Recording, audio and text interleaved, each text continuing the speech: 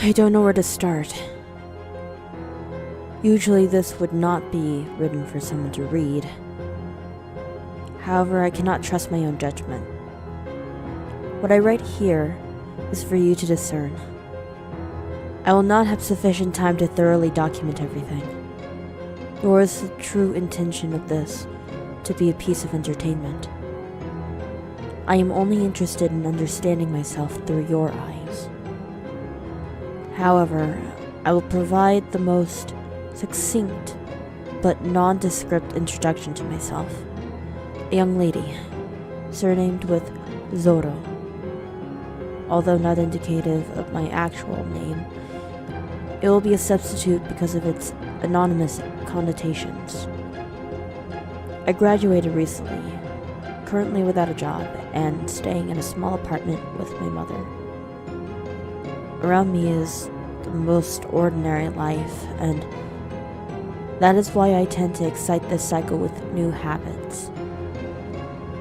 I would sometimes learn the most bizarre skills, isolate myself for a day, which is a form of meditation, I suppose, and literally anything to do with science. I'm unsure whether it is worthy mentioning that I used to play volleyball, but nonetheless, such personalities are still considered ordinary. The most peculiar would be the occasional seclusion, but activities such as playing video games for a day is no different and is prominent here in Japan. The word for it, I believe, is hikikomori. In my defense, my life was no different to anyone else's, and none of the such I mentioned should be a reason to be considered as odd. One important fact I recall was that I possessed a hefty aspen white wooden box storing the valuables of my life. The container would fit my jewelry, small sculptures, a Yatakan switchblade, amongst other stray artifacts. The knife was bequeathed without notice, lacking the explanation too. The rich sable handle, dense with power and antiquity. Insignificant pieces were renounced to less transportable cardboard boxes, omitting the shovel. The gardening tool was too protrusive to be enclosed, and an eyesore anywhere that was luridly visible. Instead, typically tessellated into the cramped kitchen to access a passage for walking. My parents had separated, just recently too, into respective apartments and auctioning the long-standing home. They partitioned the possessions to detach the dying reminiscence. Father was determined to immigrate, and mother would remain. Having not yet flown the coop, I could only reside with one. I love them both dearly, but I will not disclose reasons for my verdict. Circumstances currently mean that the apartment will be a short duration drive from the former home. Ideally, I wish to live with both of my parents and never depart our old home. The reality of the situation, however, was grim with misfortune. The possibility of a miraculous happy ending was a child's fantasy. Repressing my depression evolved the habit, fostering my isolation into my addiction. I can carelessly admit that it is an addiction, as I confess this to a stranger, but addressing this to people I know is a terrifying notion, which is why I want to be alone. There is a particular quote by Pythagoras where silence is better than unmeaning words. It is ironic, however, that the quietest people will eventually become the least meaningful, because the quietest people are dead. Although if his quote could come true, family dinners would have been much quieter. I will continue the remainder of this recount as events that followed from the first night of moving out. The day's proceedings were unexpectedly disappointing and unproductive. Father insisted a well-rested night in the old home. Father resided the master, mother in the guest, and myself in my original bedroom. Before sleep, I maintain a routine to journal the thoughts and experiences of the day. Often this could occupy up to an hour due to becoming so immersed. The reason is not for producing a dear diary, but to develop a lucid dream state. I become the author of my own reality, building a consciousness to instinctively seize awareness. They are rare, the lucid dreams, sometimes residing somewhere in the chasm between reality, a very sharp reality, but outside of my control. These were the hybrid dreams, waking from a world so surreal that you become depersonalized. However, as rare as they are, successful lucid dreams are worth the endeavor. I succumbed to sleep after an excess of hours had overtaken midnight, but my mind could not help but overthink the situation, urging a lucid dream while straining to relax. My concentration to ease myself always backfires, causing my hearing to become acute and uncontrollably diverge on every inconsistent sound. That night, the noise that stood out was a barely audible but steady thud outside my room. I could only comprehend the sound as the dampened and cautious creeping of one of my parents. Who was it? What were they doing this late? Where were they going? Generally, I can differentiate between mother and father by the personality in the walk. I focused hard on the pace, the weight, and the resonance of what type of shoe it was.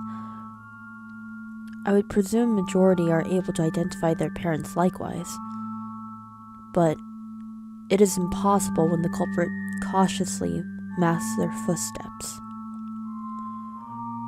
The footsteps halted with the cautious squeaking of a door handle twisting, following the coarse brush between the door and the frame. The air surrounding me cooled as goosebumps swelled, the front door welcoming in the breeze. The struggle to sleep beyond this point was intolerable. I recall straining the effort in rising from my bed. Despite the chill, I would never wear my slippers from bed. Past creeping experience educated me that the bare foot causes the least noise. I investigated outside my room, wheezing more gust through my door. The front door was ajar. I silently trotted to the door, giving it a shut and lock. I remember a creeping sense of panic suddenly, the fear of something supernatural. I returned to my room more hastily than I came, burrowing under quilts before I could realize. The delayed adrenaline rush whispering visions from the darkness to my ear. My toes had been cursed by the cold, adamantly far from reaches of my protection and skimming the empty shadows. I wrenched the blankets tight, waiting until the fear became numb. There were no dreams that night. I rose uncomfortably early that morning, contradicting my habit as a midday snoozer. I instinctively invest a few minutes, prod my phone, forcibly tuning my eyes to brightness. The events of the previous night would leak into my attention, tugging my curiosity out of bed. Who was it that opened the door last night? I crept to Mother's room, fast before my toes scalded from morning floor frostbite. Before the guest room, I knocked politely. After an unanticipated reply, I entered to witness Mother's sliding frayed paperbacks into corrugated boxes, distorted by the infused petrichor. My question regarding the incident last night returned a denial from Mother. Her veiled reddish eyes blushed from hours of anguish. I offered to help, but she assured me that help was not needed. Mother later departed to transport a crowded sedan to the apartment, consigning me to the thrilling onus of stuffing a bin liner with scrap. Ultimately, my boredom sidetracked into a nostalgia hunt, under mattresses, beyond bookshelves, and finally the broom cupboard. My gaze dropped to greet a handle, extending downward to behold a shovel. Was this always here?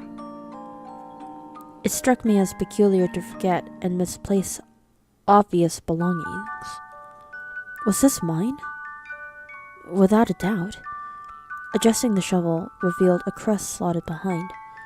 Jewelry, small sculptures, a Yatagan switchblade, amongst other stray artifacts inside. Bizarre. Ambivalent, this was a query for mother or father to resolve. I would later neglect this, chasing treasures and trash instead. Fatigued by night, I struggled on my lucid dream journal with half a fluttering eye open. Each yawn brushed with opportunity to faint at any moment. A snap shocked me with alert. Perhaps a pencil dropped or from outside. I concluded the vein in writing by expanding the limited supply of concentration left. I stretched to switch off the light, bruising the room with patches of shadow and gray, eyes no longer straining to shade bright reflections. I sought for my bed through flickers of phosphine. A night sky beamed a moment of tranquility through the pane. It was silent. My heart rate climbed, anxiety. My breathing grew audible, hastening the panic. I felt dread at the moment, a fervent terror, a terror unlike anything I had ever experienced. I know times where I am frightened by a barking dog or by someone jumping out, but this was different because there was nothing there. A quote surfaced from my imagination. Fear is wisdom in the face of danger. I panicked because where was the danger? Paranoia? Despite being in the safety of my own familiar home, I had never felt so vulnerable. I collapsed the blinds, bolted the door, and threw myself underneath the thin blanket. I have no memory of falling asleep, but I remember the dream, the clear memory of the surreal reality. I stood in the living room. I saw my mother, sleeping on the last couch in the barely furnished room, the white chest beside her arm, the beginning of a ritual. All details sharpened my senses, honed. Aware of the wind's pulse and the floor's gravity, the room grew in clarity, breathing fear into my imagination. It sensed my distress, throbbing in reply, the realization of my peril, the present, this state. It was the chasm before the summit of lucid dreams, producing the nightmare that I could not command. I glanced skyward, an unending depth to the starless sky. Outside, from a third-person view, I witnessed myself. I watched myself poised by my mother. Beside us, the wooden chest, the knife, and the shallow hole that was dug. I pressed the knife against her throat. Gently, the blade bored deeper, splitting skin and enveloped by flesh. There was no gush of blood, no hesitation in the hand either. The head jerked, the spine severed. A pause to witness the deafening silence. Nothing stirred. The blade scraped against the cross-section, burnishing the bone from gristle and rutted flesh. My hand caressed her cheek, watchfully clearing the hair from obscuring the eyes, the stare peering beyond me, bullishly at heaven dwelling amongst the clouds, one hand supporting behind the crown, the other opening the chest, emptied of its treasures. Mother's head, now nested in her vindictive prison, lowered gently into the dirt cavern. The body had vanished. It was done. I peeled open my eyes, staring into where I stopped writing last night. I realized that I was seated upright at my desk, the bed sheets undisturbed upon my bed, having not been used last night. The blinds were not closed, despite my memory of doing so. Eyes damp, scared, recognizing only the ache in my heart from exhaustion. Was it me who opened the door the first night? Did I unconsciously take the shovel and knife? Did I awaken my own Mr. Hyde through experimenting with lucid dreams? From here on, I am writing in the present. I fear everything. I'm scared that I can no longer differentiate the real and the imagination. I am afraid of what I have provoked, seeking the escape from reality through dreams. I'm scared of myself. I can no longer trust myself. When I look outside my window, I can see the muddy trench from the dream. It is real. The box is there too. There is so much blood that it is no longer its former patchy white. It is real. Am I crazy? What is real? The journal is almost at its end. Anything written past here is meaningless. Father has been knocking on my door. Father is concerned for me, but he does not yet know what I have committed. I plan to run away when I open the door. I'll have to open it soon. He's still pleading with me, talking obviously about how irresponsible it is to leave my belongings in the broom cupboard, and for me to leave dirty slippers lying around. But he does not know that I murdered my own mother. He wants the door open. Did I do this? Do you believe me? Am I crazy?